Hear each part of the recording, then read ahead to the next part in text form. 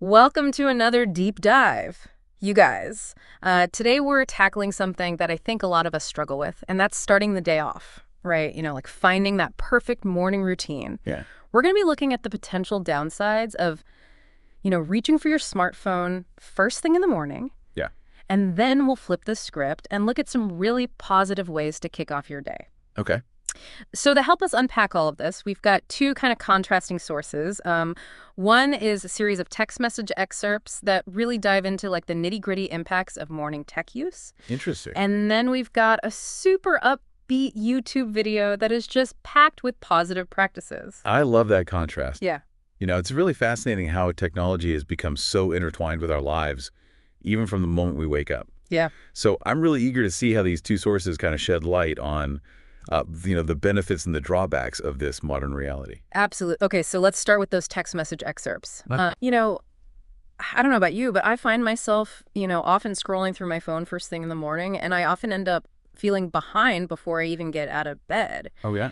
And this text conversation really dives into that. They talk about this feeling of urgency and overwhelm that can come from immediately checking notifications and emails. Yeah. And they even go so far as to link early morning phone use with, potential depression and anxiety. Okay. So I wanted to get your take on that. Those are some pretty strong claims, but they do reflect some of the concerns that are being raised about how technology impacts our mental and physical well-being. Yeah. Those are, they're definitely strong claims, but I don't think they're completely unfounded. Yeah.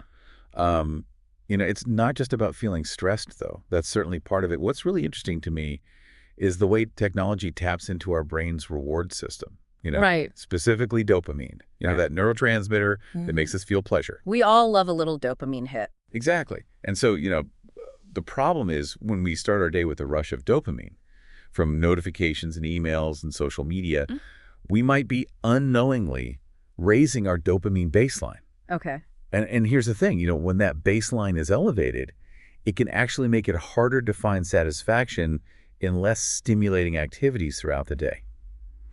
So you're saying I'm setting myself up for a constant need for more just by scrolling first thing in the morning. It's a definite possibility. Oh. And it's something to be mindful of, Yeah.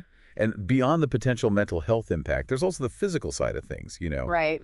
The excerpts also highlight the blue light emitted from our devices, Yeah. which research suggests can disrupt our sleep-wake cycle, Uh-huh. potentially even leading to poor sleep quality. I've definitely experienced that. I mean, after, a late night scrolling session, I'll get eye strain headaches, all sorts of things. Yeah. And, those physical effects are directly related to blue light's impact on our bodies. You see, blue light actually interferes with the production of melatonin, Okay. which is a crucial hormone that helps regulate our sleep. So essentially, when we expose ourselves to blue light in the morning, we're kind of signaling our brains to wake up, even though our natural sleep cycle might not be ready. It's like giving my brain an espresso shot when it's asking for chamomile tea. Yeah, that's a great analogy. Yeah. And, the thing is, everyone's different. Yeah. The impact of technology and blue light varies depending on, factors like age, genetics, even pre-existing health conditions. But the key takeaway here is awareness. Right. Understanding these potential impacts can empower you to make more informed choices about your morning routine. Absolutely. Okay. Well, I'm definitely feeling a little more aware of the potential downsides of that morning scroll. But Yeah. before we get too down on technology, let's flip the script Okay. and dive into that super positive YouTube video. The one with all the tips for starting your day off, right? Yeah. I'm really curious to see what it recommends because it seems like a completely different perspective. Yeah, I'm intrigued by this contrast as well. Eh? Perhaps there are ways to mitigate those potential downsides of technology while embracing practices that truly nourish us. Right. So let's dive into the video and see what insights we can glean. Okay, so buckle up because this video creator is all about positivity. Okay. They're talking about meditation, singing, dancing, writing, even just connecting with loved ones first thing in the morning. Wow. It's like they're saying, hey, ditch the dopamine rush from your phone and get a real-life joy injection instead. I love it.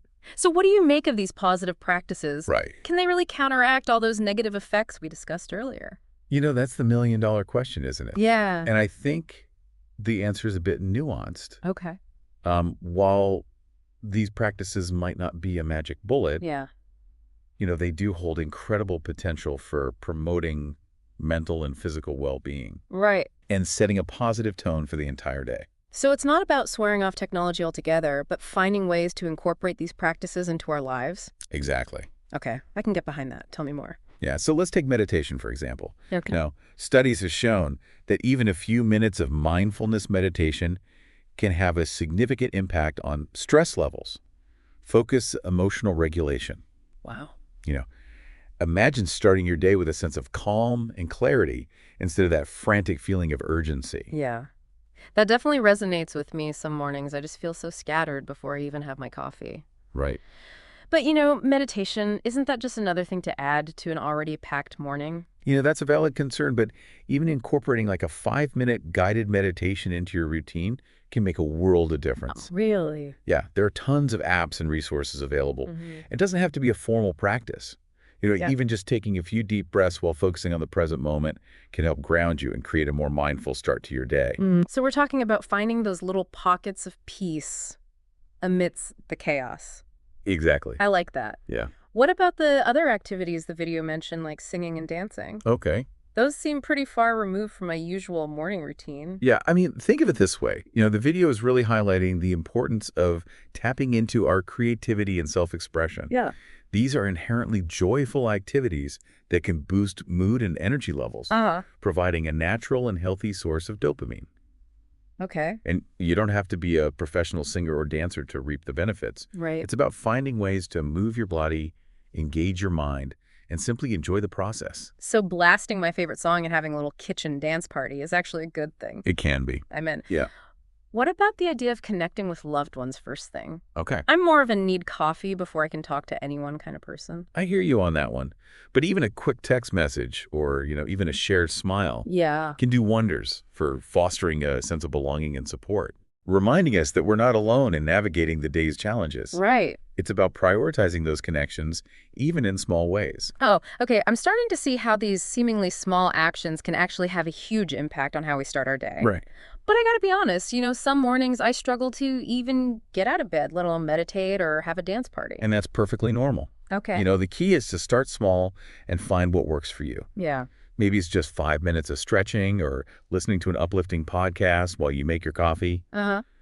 The goal is to create a morning routine that feels nourishing and sets a positive tone for the day, Right. not one that adds stress or pressure. I'm sensing a theme here. It's not about perfection, but about finding what works for you and making those small, consistent changes. Absolutely. So how do we take all this information, the potential downsides of technology and the power of these positive practices, and actually create a morning routine that sets us up for success? Yeah.